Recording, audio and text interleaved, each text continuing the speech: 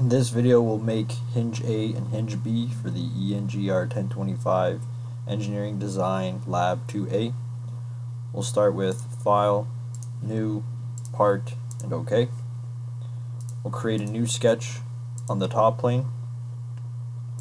We'll use a center rectangle and dimension our rectangle as 50 millimeters wide by 70 millimeters high. We'll then exit the sketch and create an extrusion by clicking Features and Extrude. We'll set the depth as 2 millimeters, then press OK. We're going to create a new sketch on this side here of our extrusion. Right click the new sketch, click Normal 2, and we're going to use a 3-point perimeter circle. Now to do this, we have to specify 3 points which will constrain the circle. The first and most important point is the bottom left corner of our side here, our face. We're going to click that bottom left corner, and you'll see it's automatically constraining our circle to revolve around that endpoint. We'll then pick 2 other points in space and have this circle. We'll now dimension it so that the center of the circle is directly above the far left face of our extrusion by doing a quick smart dimension and then setting that dimension to 0. We'll then dimension the diameter of the circle to 10 millimeters. We'll create another circle, just a simple center point circle, at the center of this circle with a dimension of 5 millimeters. We'll then exit the sketch. Now you have to make sure that your sketch is completely constrained properly, that you do have this coincident relation at the corner vertex here and the perimeter of your outside circle. If you don't have this relationship set up properly, you're not going to have a proper dimension when you go to extrude the cylinder here. You'll see what I mean later on if you're having issues cutting the cylinder to create the features of the hinge. If you have material left over, it's most likely because you didn't constrain the circle properly. So make sure you use the perimeter circle and select that first point at the corner, and you should be fine moving forward. We'll then go to Features, select our sketch, and click Extrude. We're going to set our depth as 70 millimeters, and we'll flip the direction so that it matches the extrusion we created in the first step. Okay, after this we'll click Sketch, and we're going to sketch on the top of our first extrusion. We'll right click that sketch and move to Normal 2. We'll create 2 circles right at the center. We'll dimension these as 25 millimeters from our outside and 20 millimeters for the first circle from the bottom and 30 millimeters between our 2 circles. Each circle is then 5 millimeters in diameter. Okay, we'll exit the sketch, go back to Features, and click Extruded Cut. You can see here in 3D view we're going to cut right through that plane. We'll click Through All, and there we go. Now once you get to this point, we're going to save our file by going up to File and click Save As, and we'll label this as Hinge A. We'll then go back to File, Save As, and set that to Hinge B. We'll then go back up to File and click Open and click Hinge A. Now we'll go to the Window tab here, and we'll see that we have both Hinge A and Hinge B open. Now this is a time-saving tip. You don't necessarily have to follow these steps, but I suggest you do, as it'll save you from recreating all these steps we just finished. So now you can see here we have Hinge A and Hinge B. We'll click Window and click Hinge A, so that way we're editing the first hinge.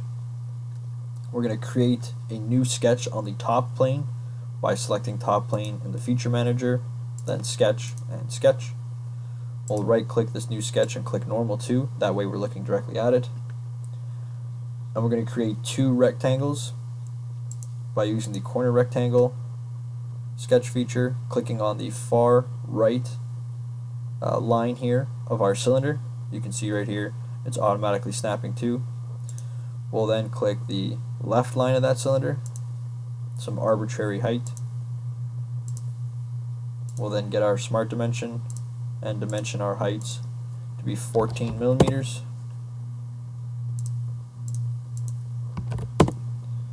We'll dimension these rectangles as 14 millimeters from the bottom of our hinge and 14 millimeters in between each other. Okay, we'll exit the sketch. We'll go back to features and click extruded cut. Of course, our sketch is already selected. We'll then click through all both, so that way we're cutting through everything in both directions, and click OK. Or click through all in the direction of our hinge and click OK. There we go. Through all both may work for you. It's worked for me previously. It doesn't always work. So if it's giving you an error, just click back to through all in one direction and just specify the direction as the direction of the hinge. Now what you should have, the resultant feature, is this hinge A, which has these 3 sections left of that original cylinder, and it should be completely cut on both sides. So that way you can see here we'll have the second hinge, hinge B, which will mate perfectly into these open gaps. If you have any material left on the side, it's likely that you did not dimension these cutting rectangles properly, or that your diameter circle here wasn't properly constrained to the corner of this original extrusion. So if you have any issue where there's material left over, go back, fix your circle properly, and then fix this sketch here, which we used in cut 3.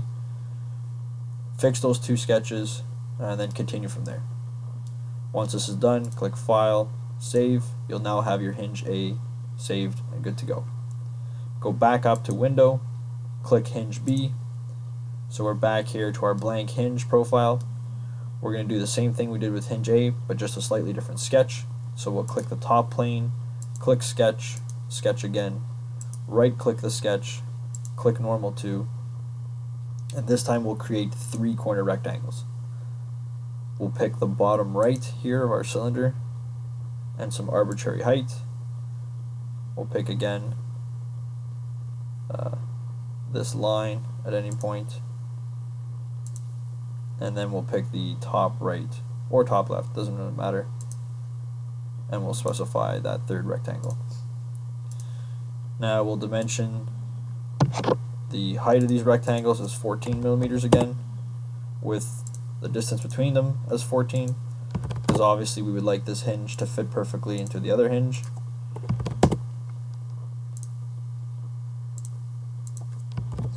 Okay, you'll only need to specify 4 dimensions.